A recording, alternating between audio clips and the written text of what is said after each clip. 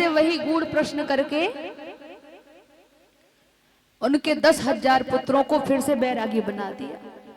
और तब नारद जी महाराज जब महल में आए राजा दक्ष के, तो उस समय दक्ष ने नारद जी महाराज को श्राप दे दिया। क्या? अहो असाधु साधु नाम साधु लिंगेन नस्त्वया।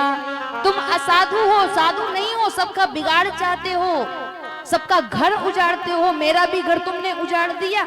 अतः मैं श्राप देता हूं कि ज्यादा समय तक तुम कभी भी एक जगह टिक नहीं पाओगे। और वही श्राप था कि वो एक जगह टिक नहीं पाते।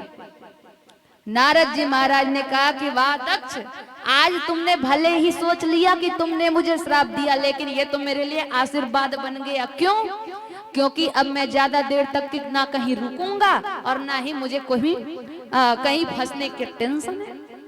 मैं बंधन से मुक्त रहूंगा हर समय। राजन,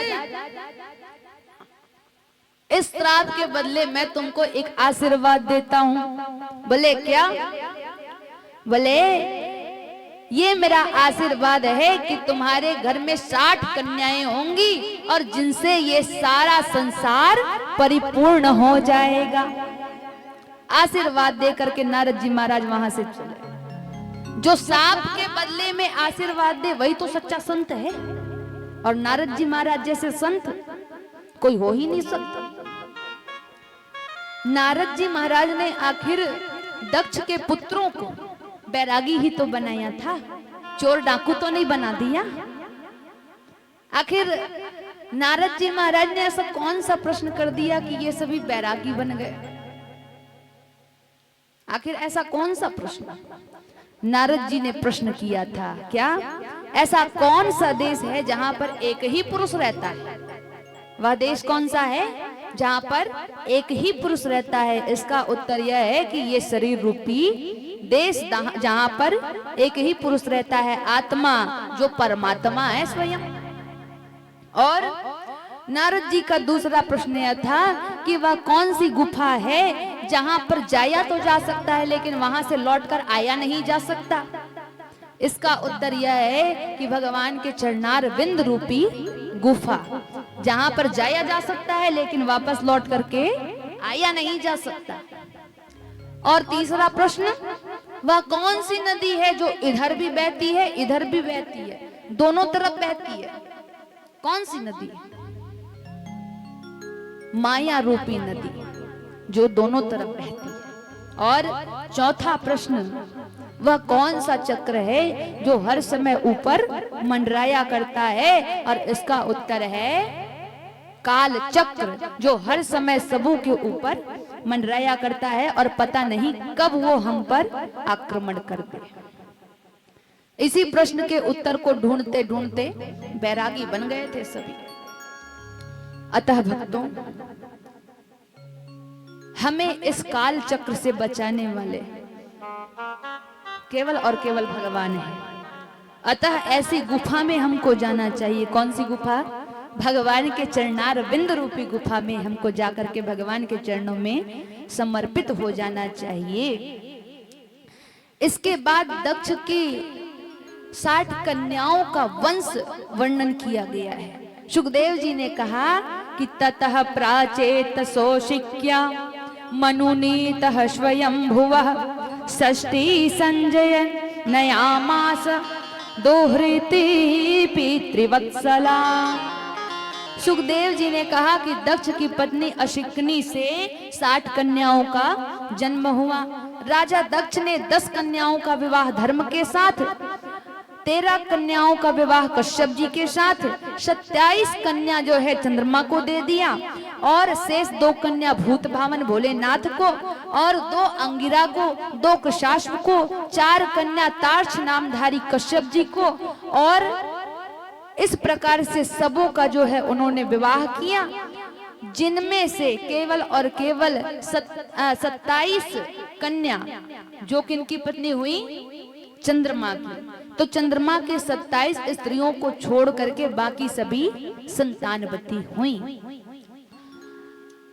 और जिनसे फिर तीनों लोक का वंश आगे बढ़ा।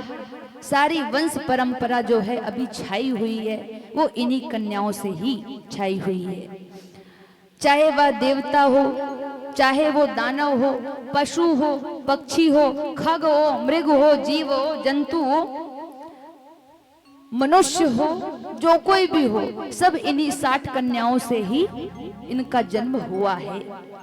इस प्रकार से कश्यप जी महाराज के 13 पत्नियों में से दिति से दैत्य और अदिति से देवताओं की उत्पत्ति हुई थी।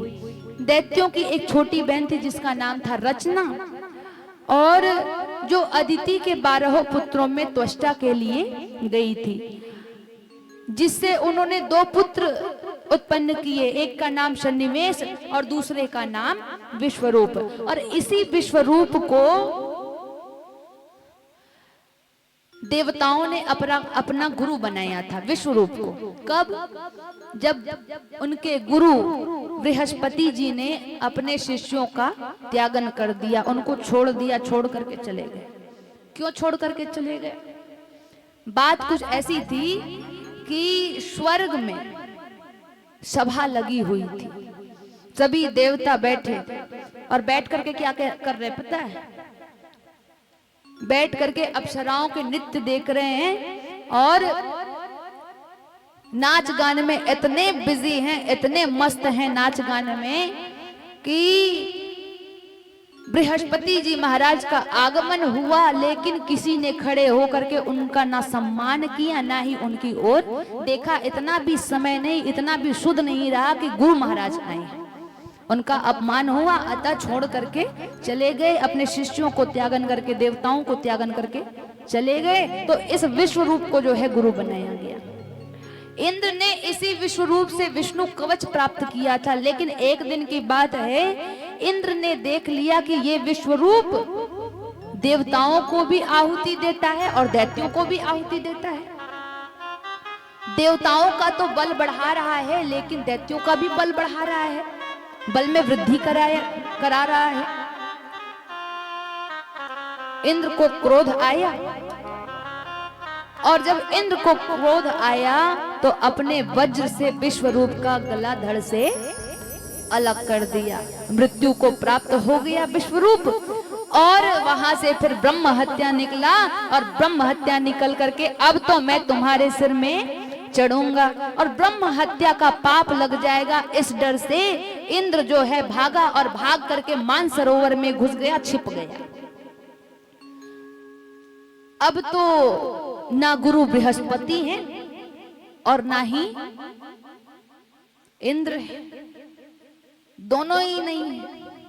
और तब इंद्र के ना रहने पर अयोध्या का एक राजा जिसका नाम है नहुस, उसको इंद्र बनाया गया। और जब इंद्र बनाया गया तब क्या हुआ? बात तो यही होती है क्या कि जब किसी को श्रेष्ठ पद मिल जाता है, किसी को नेता बना दो, चाहे कोई और अच्छा सा पद दे दो, तो वो अहंकार से फूल जाता है, घमंड में आ जाता है। इसीलिए तो लिखा क्या?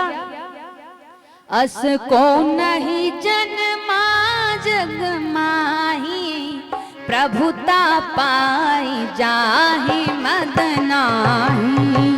अस को नहीं जन्मा जग माही, प्रभुता पाई जाहि मद माही।